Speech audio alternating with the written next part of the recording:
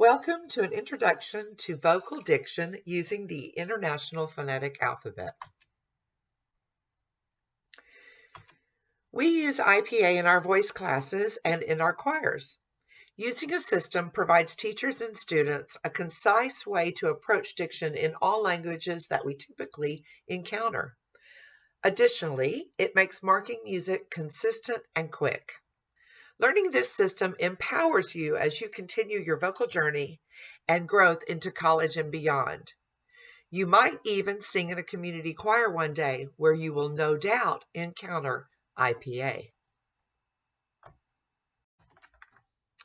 Before we get started, let's go over some definitions. First of all, what is the International Phonetic Alphabet?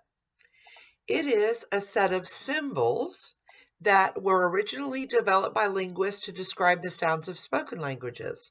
Today, all over the world, voice teachers and choir directors use IPA for consistency in their lessons and their rehearsals.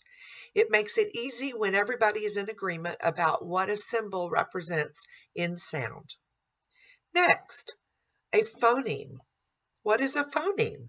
It's simply an individual sound or a group of different sounds that are perceived to be a single sound. Orthographic is the ABC spelling of a word. The word cat is spelled C-A-T.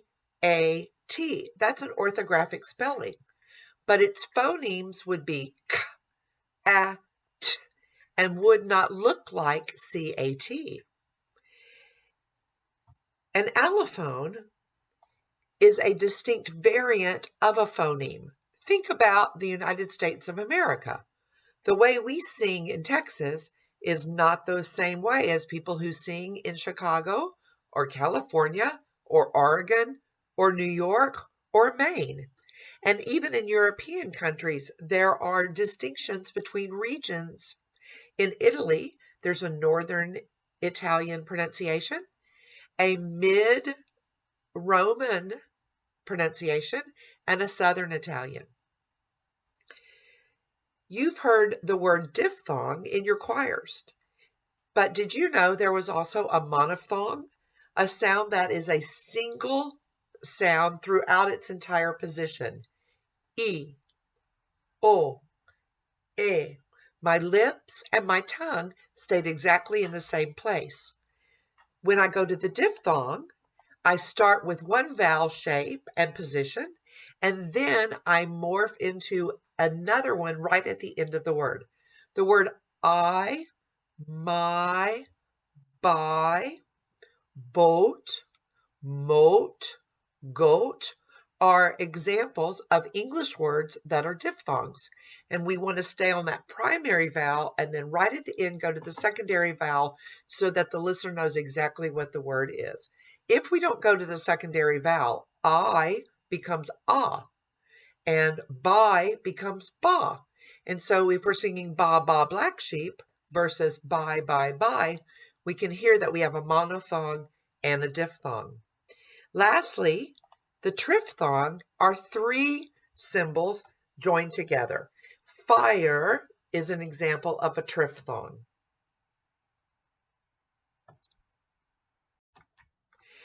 Here is an interactive IPA chart that you can download for yourself from IPAchart.com. Our students love this chart because they can practice hearing the sound.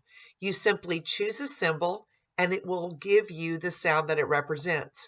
In English, that's not as important as when we go into foreign languages and we want to mimic what we hear. Notice this sentence right here. Where symbols appear in pairs, such as these pairs right here, the one to the right represents a rounded vowel. So it's the same vowel placement, either closed mid, open mid, or open, or forward, mid, and back vowels, but with our lips closed or rounded around the vowel. Let's listen to the way some vowels that we know really well sound like. Let's listen to them. So here's our E vowel. This would be spelled, for instance, B-E-E, as in bee, the buzzing bee. But notice that the IPA symbol for it is a single letter symbol that looks like the letter I, but it's not I, it's E, and it sounds like this. E. E. Let's practice that. E. E. Now take that same vowel, pronounce it the same way, except we're going to round our lips over it. Listen to how it sounds. U. E. U. E. Let's do another. Let's go to position 1, 2, 3, 4, 5. Let's go to position 2. This is position 1, 2, 3, 4, and 5, all the way in the back. Position 1, we did an E vowel. Now we're going to position 2. This looks like a capital I, but it's not called I, it's I, and it sounds like this. E. I. And now let's do that again. E. I. Now round your lips. U. U. So it's the same placement in position number 2. Our tongue's in the same spot, but our lips are now rounded. Let's go do a back vowel. This looks like the letter U. Let's see what it sounds like. U. Ooh. U. So those are very similar, but they are not the same. Say should. Should. I should go to the store. This is a hard vowel for us to pronounce. Notice it looks like a horseshoe. It's an upsilon. So this is a chart that you would like to have in your own. You can put on your OneDrive or whatever, your OneNote, and you can go and practice what vowels sound like. Let's practice the schwa. Notice it's mid and it's closed mid. Let's practice this vowel. Can you guess what this is going to sound like? Let's see. A. A. Now be careful that this does not become a diphthong. A. In A. A. We want that to stay B. B. A. A. A. What's it sound like with a round vowel? This is a German and a French vowel, and we can get into that later. But today we're going to go on and we're going to do some work in English. Here's a chart that shows us phonemes in English. Remember that a phoneme is a sound. We have a chart of vowels and we have a chart of consonants. Sometimes you will find a chart, depending upon the source you use, that uses an ah vowel that looks a little bit different. The ah vowel for this chart looks like this symbol right here. Sometimes you will see this symbol turned back the other direction for the ah vowel. In this chart, though, the ah vowel looks like this symbol right here. So it depends upon what source you're using, and you just have to know that. Let's look at some symbols. Cup. Ah, father. Notice that there are 2 dots following this symbol. That means that we're going to elongate that vowel. Father. Cat. Away. Here's our schwa. Sofa, cinema, away. This is an unstressed syllable. This is a stressed syllable. Notice here that our E vowel, met and bed, looks like this symbol right here. In a few minutes, we're going to get to a different way of writing this E vowel. So this is a chart that I would fix for my own students. Turn. Here's a backward epsilon with a hook. Hit. See. Notice we're going to elongate. Let's look at some consonants. These consonant symbols look like the letter that they represent until we get to this semi-glide here. Yes, yellow. But we want to call this B, D, F, G, H. If we're doing the alphabet, we call this B, D, F, G, H. But you know from studying languages other than English that in other languages, we don't pronounce those alphabetical letters the same way. So in IPA, we want to call them by their sound. B, D, F, G, H. Okay? Let's just look down here for just an example. She, crash, check, church, think, both, this, mother, with. Okay, now let's go on and look at a new chart to just show us our quadrilateral in English. Let's look at some English vowel phonemes. This is a nice, easy quadrilateral to first study. The quadrilateral that we looked at earlier had other language phonemes in with it. It's a more inclusive, interactive chart. This chart helps you just see specifically English vowels. Notice the ah vowel here, like I described earlier. This is the way I normally write my ah vowel in English. I use the earlier one for other languages, especially German and Italian.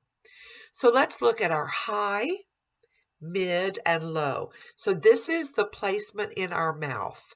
High and front, E. Notice my vowel is very forward. It's high. Mid, E. So now I'm in the middle, but I'm still forward. And then low, ah. It's low down here. Then I have a central unstressed schwa, sofa. It's mid, sofa. Not sofa, but sofa. So it's mid, but it's not sofa. Because if it were sofa, it would be this vowel right here. So E, I, A, E. Here's our epsilon, the way I am accustomed to writing the E vowel as in bed and A as in cat. Here are our back vowels. We have to be super careful because if we sing these vowels too far back, all the way back here at 5, they get a little woofy and we don't get a brilliant sound. So when we sing, we want to make sure they're nice and brilliant. Ooh, should, oh, pillow, aw, awesome, I ought to go, and ah. Let's practice. Ooh, should, oh, pillow, aw, ought, father. Sofa, beat, bit, bait, bet, bat. You can practice the front vowels using a b and a t on either side, like bookends of those vowels for good practice.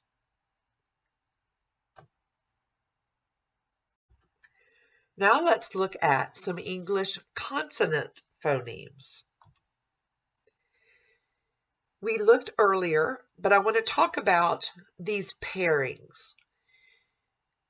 The way this IPA chart is set up, we have pairs of similar consonant phonemes. You might have heard your teachers discuss voiced and voiceless consonants. If you put your hand in front and you do a puh, you will feel a puff of air. Puh. Let's do the odd numbers and let's feel that air in front. Puh, puh. T, t, ch, ch, k, k, f, f, th, th, s, s. Those are voiceless. Now let's take our hand and place it on our larynx, right here in our throat, and we'll practice the pairs, the even numbers of the pairs, and those are the voiced consonants. They're the same consonant, but you could sing on them. But, and you can feel a vibration in your larynx.